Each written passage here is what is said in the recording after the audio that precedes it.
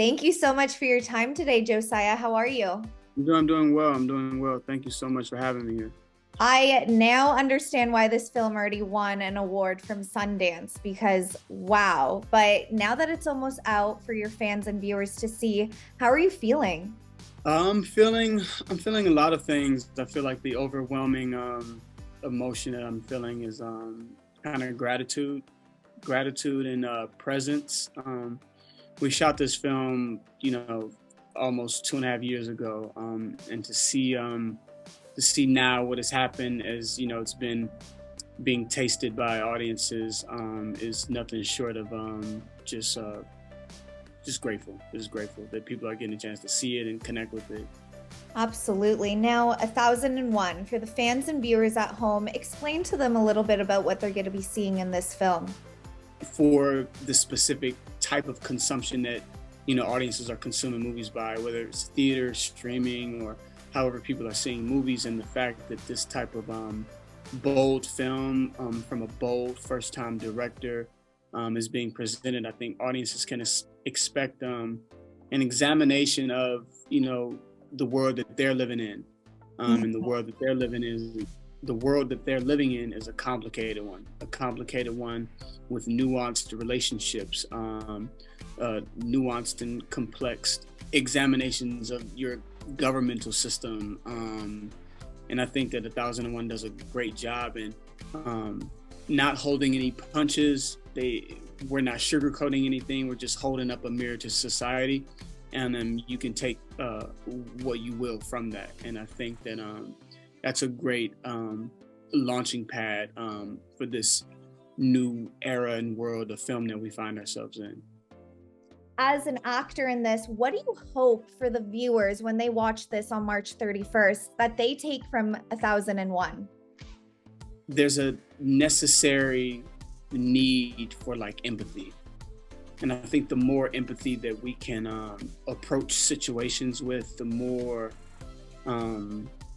that we can see ourselves and others, I think it will lead us to a more promising landscape that we all exist in together. And I think 1001 does a great job at showing you what that looks like, and New York City being the backdrop of all of it is the greatest example, one of the biggest melting pots in the world. And how in one of the biggest melting pots in the world, people can still slip through the cracks, because we're not as unified as we should be, because we don't see each other as equally as we should. And I think that this film does a great job in, kind of putting, the battery in our backs of let's look out for one another more. Let's have more empathy and understanding for, another situation. Right. Now, this is a really raw, honest, heavy movie. I mean, multiple times throughout this movie, I was in tears. I was moved. So, again, as an actor in this, very real scenarios. So, any scene that you in this film, you had to act in and it really touched you, like to the core of your heart, to everything. What was that scene for you that you were like, wow, this is real? Someone asked me a question recently. What was the thing that I took away from the script the most? And I think that the thing for me is that I found so many similarities within myself with the character that I played, Terry, and his relationship with his mother. And for me, my mother is my world. She's my everything.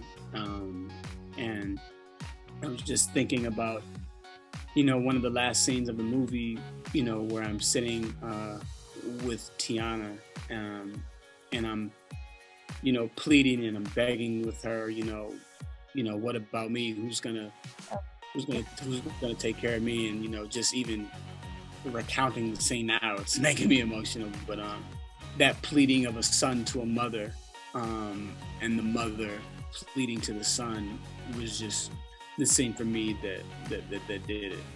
Now, I'm just so grateful I got to speak with you because I know this movie is going to open so many doors for you. You were absolutely incredible. 1001, March 31st. I cannot wait for everyone to see.